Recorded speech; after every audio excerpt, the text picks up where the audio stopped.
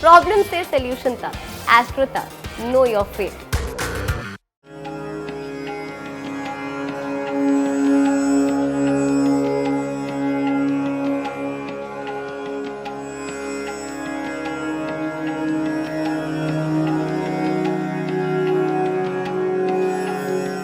ज्योतिष में धनु खरमास को काला महीना भी कहा जाता है और इस काले महीने में किसी भी नए काम की शुरुआत नहीं की जाती।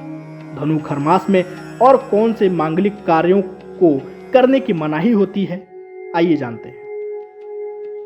कि सूर्य राजा हैं और जब राजा धीमी गति से संचरण करेंगे तो उनके प्रभाव में कमी आएगी, तो जो व्यवस्था है वो सुचारू रूप से नहीं चलने पाएगा। ऐसे में जब हम कोई मांगलिक कार्य करते हैं तो उसका जो परिणाम है उसमें न्यूनता आ जाती है, कमी आ जाती है, उसकी तीव्रता में कमी आ जाती है, तो हम चाह करके भी उसका पूर्ण सुख प्राप्त नहीं कर सकते। इस कारण से ऐसी मान्यता रही है, धार्मिक मान्यता है कि धनुर्मास में खरमास में मांगलिक कार्य न किए जाएं, सिर्फ पूजा तप अनुष्ठान ही किए जाएं।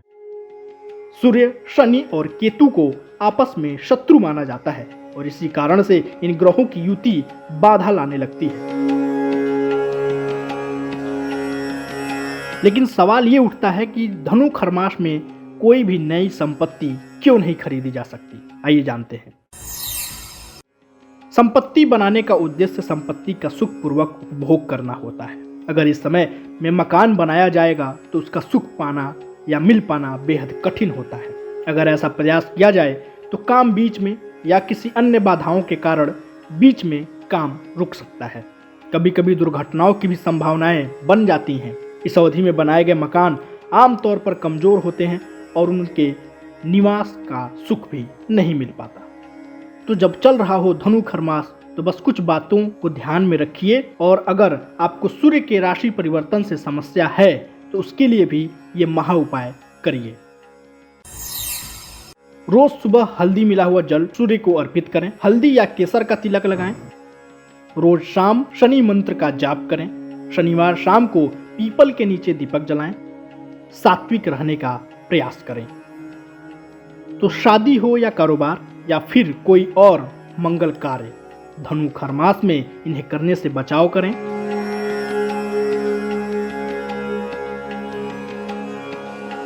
इस ऐड को स्किप करना तो बहुत मुश्किल है, पर लाइफ की प्रॉब्लम्स का सलूशन ढूंढना आसान।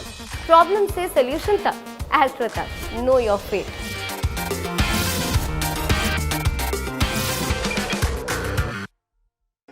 सूर्य की ये संक्रांति बाकी संक्रांतियों से बिल्कुल अलग होती है।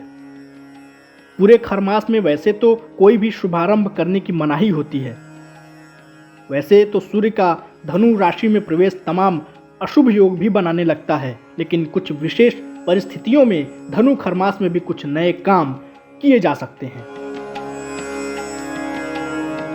इसका सकारात्मक प्रभाव धार्मिक कृत्यों को लेकर के बहुत अच्छा पड़ता है। जैसे नदी में स्नान करना शुभ फल प्रदायक होता है, जप तप अनुष्ठान करना शुभ फल प्रदायक होता है, ईश्वर की आराधना करना अति शुभकारक होता है, अपने इष्ट देव या इसकी पूजा करना श्रेष्ठ फल प्रदायक होता है। तो देखिए, अगर शुक्र बलवान है और बृहस्पति की स्थिति ठीक है और सूर्य देव धनु राशि में प्रवेश कर रहे हैं, खरमास की स्थिति है, तो उस स्थिति में आप पुंसवन कर सकते हैं, सीमंतोन्नयन कर सकते हैं, प्रसूति स्नान कर सकते हैं, जात कर्म हो सकता है, अन्नप्राशन हो सकता है, व्यापार का आरंभ हो सकता है, पशुओं की खरीद बिक्री कर सकते हैं, आप धान्य स्थापन आप कर सकते हैं, शस्त्र धारण कर सकते हैं।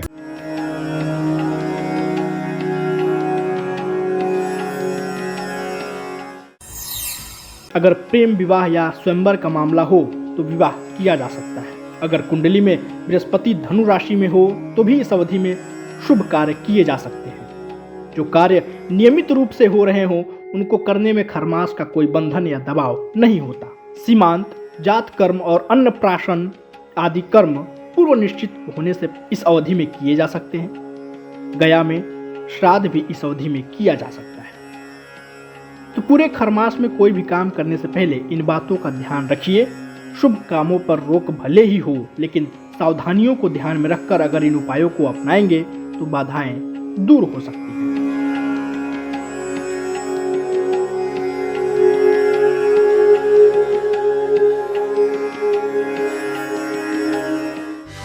एस्ट्रो तक ऐप पर आपको मिलेगा भविष्य से जुड़े हर सवाल का जवाब।